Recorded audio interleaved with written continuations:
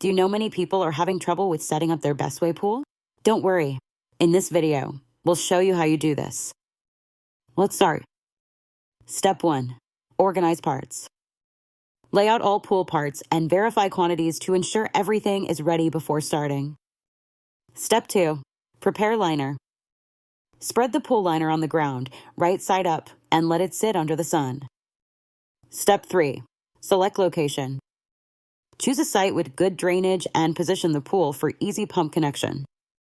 Step 4. Assemble frame. Assemble the frame following the sequence, ensuring sections fit securely without tools. Step 5. Fill pool. Fill the pool slowly with water, checking for wrinkles and maintaining level alignment. Once you've completed these steps, your pool should be properly set up and ready for use. Still need help? Visit our website for the complete manual. There you will also find questions and answers from other Bestway users. Did you find this video helpful? By subscribing, you help us continue to answer users' questions. So, subscribe to our channel. Thanks for watching and see you in the next video.